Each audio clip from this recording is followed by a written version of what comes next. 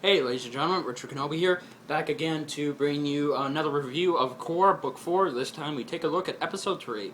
So, with the past two episodes explaining and filling in the gaps of what happened in the past 3 years, and seeing what Team Avatar has had to go through and deal with in their adult lives, now we finally can move along with the main plot of the story, and it's pretty much a good start, you know. Even the ending just raises so many questions on what's going to happen.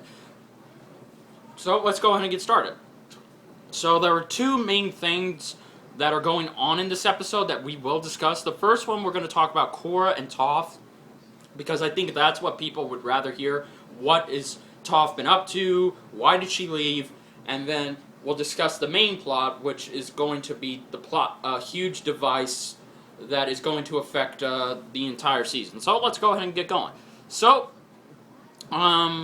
immediately, you know, we see Korra and Toph just, you know, talking, and, you know, it feels just like the old times with Aang, even though he's not there, but still, you know, it's just so amazing to see Toph there, and we actually get a detailed explanation on why she left, and how she is, quote-unquote, connected to the world better than ever, and why she is detached from it at the same time.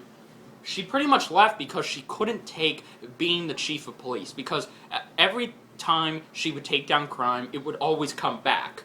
I mean, that to her was the name of the game.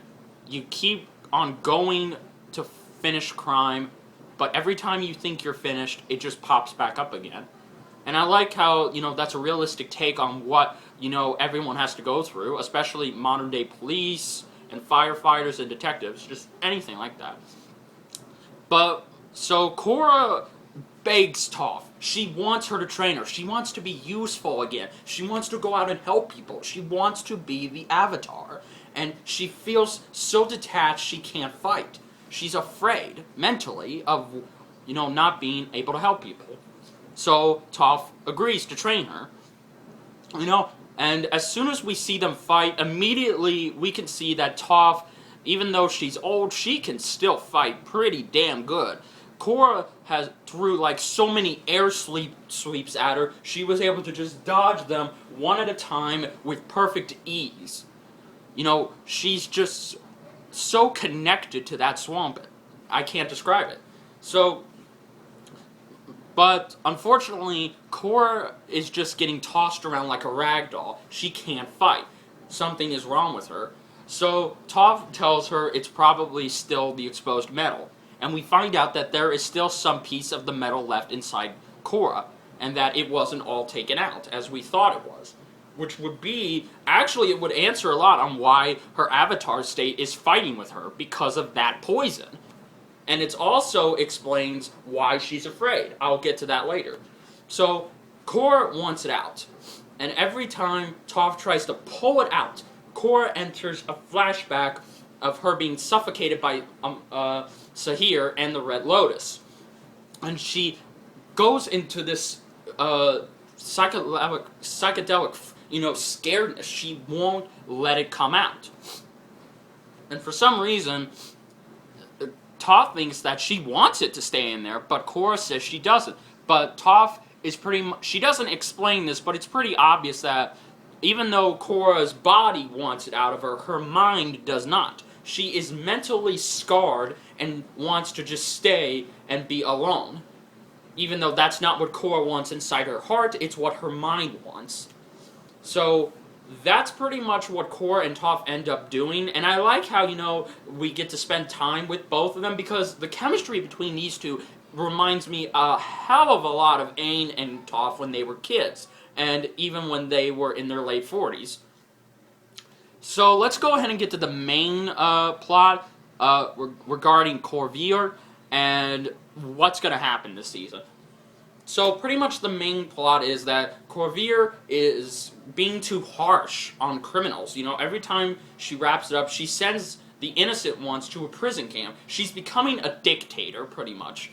And, even though she made a promise to the mayor of Republic City, she stepped down, and she would relinquish her power to Prince Wu so he could become king.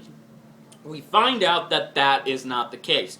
In fact, she vows she's going to make Ba Sing Se even better than it ever was. And if any of the leaders try and interfere with their business, they will take them down.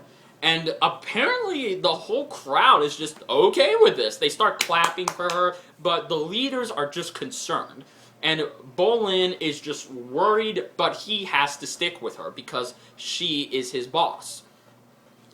And, we see that, Mako tells Prince Wu, well, even though, Korra is a dictator, she at least has done some good. What the hell have you done? And I like that. I like how Mako finally tells the prince he's nothing but a joke. And he actually accepts this. He says, you're right, I'm a joke. What have I done for my people?